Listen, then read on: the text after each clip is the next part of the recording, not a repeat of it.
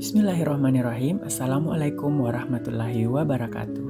Perkenalkan, nama saya Multasam, peserta pelatihan dasar CPNS Kementerian Agama tahun 2021, Angkatan 5, Gelombang 3 dari kelompok 1. Pada kesempatan ini, saya akan membahas tentang anti korupsi sebagai nilai dasar ASN.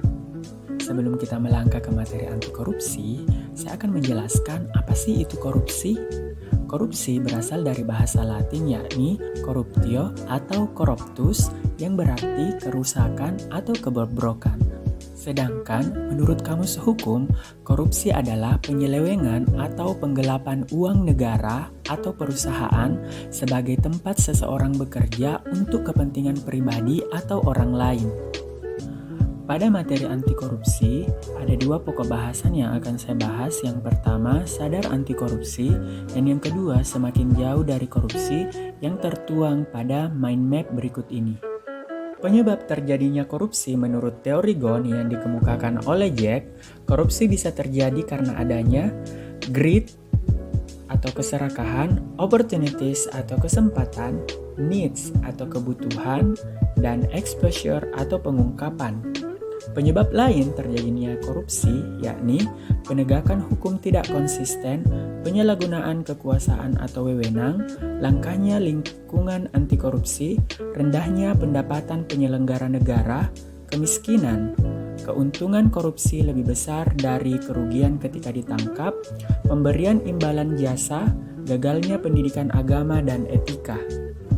Adapun dampak terjadinya korupsi yakni kerusakan lingkungan, mengancam keamanan negara, memperburuk ekonomi bangsa dan negara, mempersulit akses pendidikan dan kesehatan, serta memperburuk citra pemerintah di mata dunia. Ciri-ciri korupsi diantaranya dilakukan lebih dari satu orang, merahasiakan motif atau ada keuntungan yang ingin diraih, berhubungan dengan kekuasaan atau wewenang tertentu, berlindung di balik pembenaran hukum, melanggar kaidah kejujuran dan norma hukum, serta mengkhianati kepercayaan.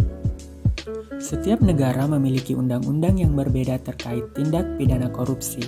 Terdapat 7 kelompok tindak pidana korupsi menurut Undang-Undang Nomor 31 Tahun 1999 yang telah diubah dengan Undang-Undang Nomor 20 Tahun 2001 yakni kerugian keuangan negara, gratifikasi, suap menyuap, pemerasan, perbuatan curang, penggelapan dalam jabatan, serta benturan kepentingan pengadaan.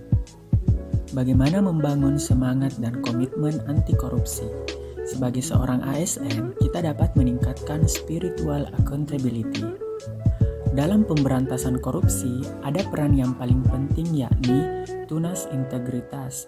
Tunas integritas berprinsip bahwa manusia sebagai faktor kunci perubahan.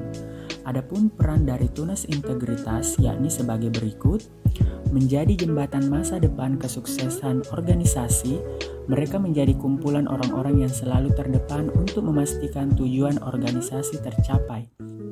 Membangun sistem integritas, berpartisipasi aktif dalam pembangunan sistem integritas hingga semua peluang korupsi dan berbagai penyimpangan lainnya dapat tertutupi. Mempengaruhi orang lain, khususnya mitra kerja, untuk berintegritas tinggi. Membangun sistem integritas dapat dilakukan dengan 3 cara. Yang pertama, reframing culture.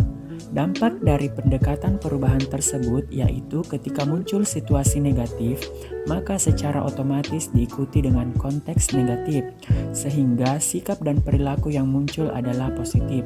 Yang kedua, seeding of integrity. Upaya untuk menanamkan integritas pada bawah sadar hingga dapat membentuk perilaku, kebiasaan, dan budaya integritas. Yang ketiga, sistem integritas organisasi.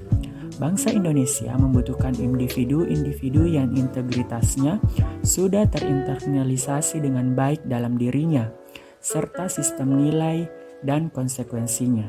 Adapun nilai-nilai anti korupsi yang dapat diterapkan sebagai ASN yakni jujur, peduli, mandiri, disiplin, adil, bertanggung jawab, kerja keras, berani, dan sederhana. Ingat, korupsi dapat terjadi karena adanya niat dan kesempatan.